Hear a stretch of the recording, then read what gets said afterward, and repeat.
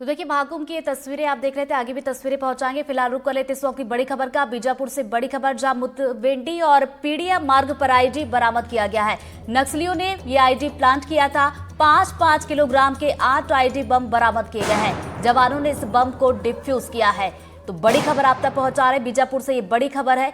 आपको बताते चले कि मुतवेंडी और पीडिया मार्ग पर आईडी को बरामद कर लिया गया है और नक्सलियों ने जवानों को नुकसान पहुंचाने के लिए इस आईडी को प्लांट किया था, लेकिन उनके मंसूबे यहां पर नाकाम हुए हैं। तो बता दें कि 5-5 किलोग्राम के 8 आईडी बम यहां से बरामद किए गए हैं और जवानों ने इस बम को डिफ्यूज किया है। तो देखिए, लगातार जवानों की तरफ से कामयाबी देखिए मिलती जा रही है, चाहे वो नक्सलियों का सफाया करने हो या फिर जवानों के लिए जो साजिश नक्सली रच रहे हैं उसे नाकाम करना हो। तो ये बड़ी खबर आप तक पहुंचा रहे हैं बीजापुर से। बड़ी खबर, ज्यादा जानकारी के साथ सहयोगी पंकज सिंह भदौरिया हमारे साथ जुड़ गए, सीधा उनका रुख करेंगे। पंकज, देखिए तस्वीरें पहुंचा रहे हैं, आईडी बम यहां पर बरामद किया गया और उसे डिफ्यूज किया गया है।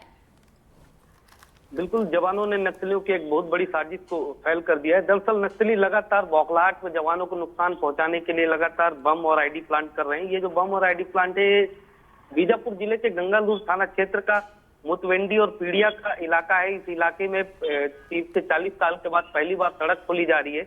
इसी इलाके पर जो सड़क थी उस पर उन्होंने पूरा बम बिछा रखा था। 8 बम वहां से बरामद किए गए, सभी 5-5 किलोग्राम के थे। सबसे बड़ी बात बता दूं कि सारे बम प्रेशर स्विच सिस्टम से लगा के रखे गए थे। मतलब प्रेशर स्विच सिस्टम का मतलब है कि यदि जवान का पैर पड़ता तो सीधा से बम ब्लास्ट होता और बड़ा नुकसान हो जाता। उससे पहले जवानों ने अपनी बीडीएस टीम की मदद से बम को तलाशा और वहीं पर मौके पर डिफ्यूज कर दिया। इस पूरे रोड आरोपी जो पार्टी थी उसमें डीआरजी, सीआरपीएफ, कोबरा के जवान निकले हुए थे। जी पंकज, देखिए अक्सर अब देखते हैं जब भी नक्सलियों की तरफ से आईडी लगाया जाता है, या तो जवानों को नुकसान पहुंचाने के लिए या फिर विकास वो नहीं चाहते हैं। अगर इस केस की बात की जाए तो क्या उनका उद्देश्य था, किस उद्देश्य से इस आईडी को लगाया गया था? सामान्य सी बात है कि नक्सली सड़क के विरोधी हैं। जहां जहां सड़क पहुंचेगी वहां वहां विकास पहुंचेगा और नक्सलवाद पीछे की ओर सरकेगा। क्योंकि आप सीधी सी बात मान लीजिए कि विकास की पहली सीढ़ी सड़क को माना जाता है और अंदरूनी इलाकों में बस्तर के सड़क बनाने का काम तेजी से हो रहा है। चारों ओर फोर्स बैठा ली गई है और वो इलाके जिन इलाकों में कभी आवागमन था ही नहीं, उन इलाकों में धड़ल्ले से आवागमन हो रहा है। तो निश्चित तौर पर नक्सलियों पर इसकी बड़ी बौखलाहट है। वो नहीं चाहते कि इन इलाकों में सड़क बने, इसलिए उसे रोकने के लिए वो हर तरीके की साजिश रच रहे हैं। जी पंकज, कोई इनपुट मिला था जिसके बाद टीम रवाना हुई थी या फिर रूटीन सर्चिंग के दौरान ये बड़ी सफलता मिली है? दरअसल इस मार्ग को खोलने की तैयारी चल रही है। ये जो पीड़िया से मुतवेंडी का मार्ग है, ये काफी लंबे समय से बंद था। इसे खोलने के लिए जवान लगातार आरोपी लगा रहे थे, लगा करके निकाल रहे हैं और यहाँ सड़क बनाने का काम चल रहा है।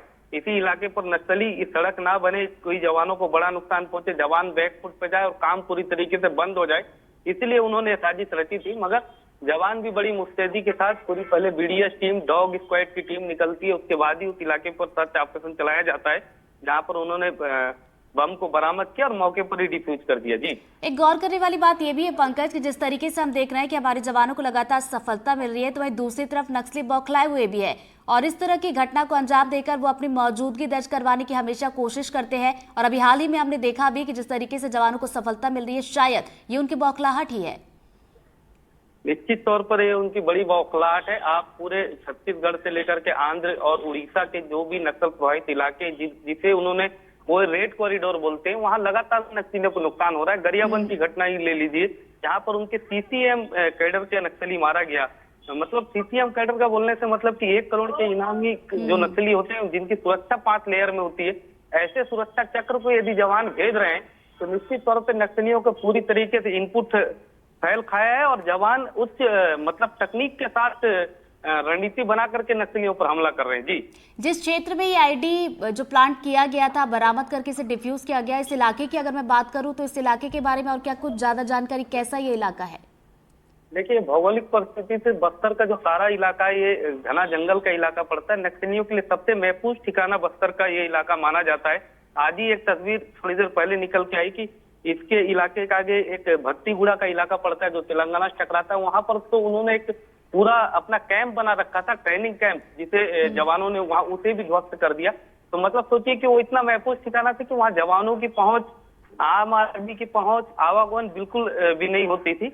इसलिए वो सुरक्षित ठिकाना मान करके यहाँ पर अपना जो उसे फैलाते थे। मगर धीरे धीरे जवान जैसे जैसे आगे मूव कर रहे हैं और जो 2026 का टारगेट लेकर जवान बढ़ रहे हैं, निश्चित तौर पे ये मान लीजिए कि नक्सलियों को बैक टू बैक मुंह की खानी पड़ रही। जी चलिए, नजरें आप बना रखिएगा पंकज। फिलहाल बहुत बहुत शुक्रिया आपका तमाम जानकारी के लिए।